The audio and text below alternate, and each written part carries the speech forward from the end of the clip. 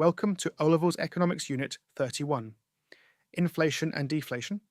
Inflation refers to a rise in the prices of goods and services, while deflation refers to a fall in the prices of goods and services. In other words, deflation is negative inflation. The rate at which prices rise or fall changes over time. When the inflation rate increases, prices rise more rapidly, while a fall in the inflation rate means prices are still increasing, but at a slower pace. For example, if inflation falls from 10% to 7%, prices are still rising but more slowly. This situation is called disinflation. To measure changes in the price level, governments construct price indices which show the percentage change in the general price level over time. One of the main measures used is the Consumer Prices Index. Constructing a price index involves several stages. First, a base year is selected, usually a normal year without unusual economic changes, and it is given a value of 100. Price levels in other years are then compared with this base year.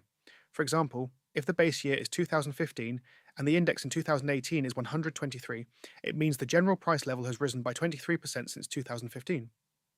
Governments also need to understand how households spend their money, because price changes in frequently purchased items affect the cost of living more than rarely purchased items. To find this out, household expenditure surveys are conducted. A sample of households records their spending, and this information helps determine which goods should be included in the index and the weights attached to them. These weights represent the proportion of total spending devoted to each item and are reviewed regularly to reflect changes in spending patterns. Governments also collect price data regularly from shops and service providers. Thousands of price quotations are gathered for many goods and services. After assigning weights and identifying price changes, statisticians construct a weighted price index to calculate the overall change in the general price level. However, the inflation experienced by individual households may differ from the average because their spending patterns vary. Economists classify the causes of inflation into two main types: cost push inflation and demand pull inflation. Cost push inflation occurs when rising production costs force firms to increase prices to maintain profits. Costs may rise because wages increase faster than labor productivity, raising labor costs. Since labor is often a major part of total costs, this can significantly increase prices. Such increases may also lead to a wage price spiral, where higher prices lead workers to demand higher wages, which then raise costs further. Cost push inflation can also result from higher raw material prices, increases in indirect taxes, higher capital costs, or firms increasing profit margins. Demand pull inflation occurs when the price level rises because of excess demand in the economy. Aggregate demand may increase due to higher consumption, greater investment, increased government spending, or higher net exports. If the economy has spare capacity, higher demand mainly increases output rather than prices. However, when resources are limited and the economy is close to full employment, output cannot increase much further, so increased demand mainly leads to higher prices. A particular form of demand pull inflation is monetary inflation, which occurs when the money supply grows faster than the output of goods and services. Inflation has several consequences, most of which are harmful, although some may be beneficial. A major effect is that inflation reduces the purchasing power of money, meaning each unit of money buys fewer goods and services. In extreme cases of hyperinflation, the value of money may fall so rapidly that people lose confidence in using it. Inflation also redistributes income in an unplanned way.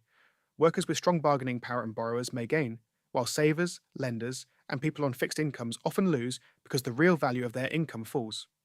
Inflation also creates additional costs for firms. These include menu costs, which arise from the need to frequently change prices, and shoe leather costs, which involve the effort spent managing money to protect its value. Inflation also creates uncertainty, making it harder for households and firms to plan for the future. High inflation may discourage investment and slow economic growth. If a country's inflation rate is higher than that of its trading partners, its exports may become less competitive, which can worsen the balance of payments.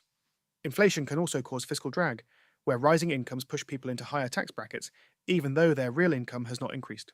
Despite these problems, inflation can also bring some benefits if it is low and stable. Moderate demand pull inflation may encourage firms to expand production because they expect higher demand in the future. It can also reduce the real burden of debt, making it easier for households and firms to repay loans. In some cases, it may help prevent unemployment because firms can reduce real wages without cutting money wages. Governments use several policies to control inflation. Many countries set an inflation target for their central bank to maintain price stability and influence expectations.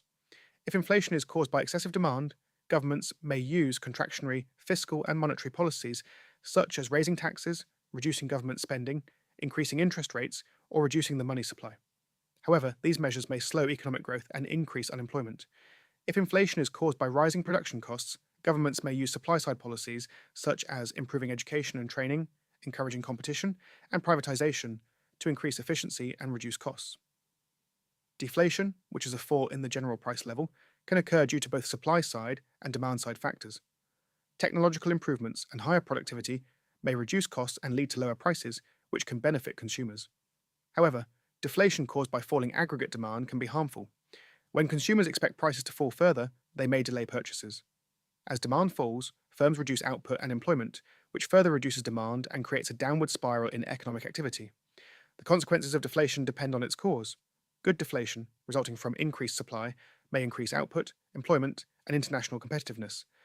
Bad deflation, caused by falling demand, is likely to reduce output, increase unemployment, and discourage investment. Both forms of deflation increase the purchasing power of money, but also increase the real burden of debt, meaning borrowers must repay loans that are worth more in real terms. To prevent or correct harmful deflation, governments may use expansionary fiscal and monetary policies, such as increasing government spending, reducing taxes, lowering interest rates, and increasing the money supply to stimulate demand. However, reversing deflation can be difficult, especially when interest rates are already very low and confidence in the economy is weak. Finally, governments often face policy conflicts when managing the economy. Policies aimed at reducing unemployment, such as increasing government spending, may also increase inflation. Similarly, policies designed to reduce imports may slow economic growth. Expansionary fiscal and monetary policies tend to promote economic growth and employment, while contractionary policies are more commonly used to control inflation and reduce excessive imports. Thanks for watching.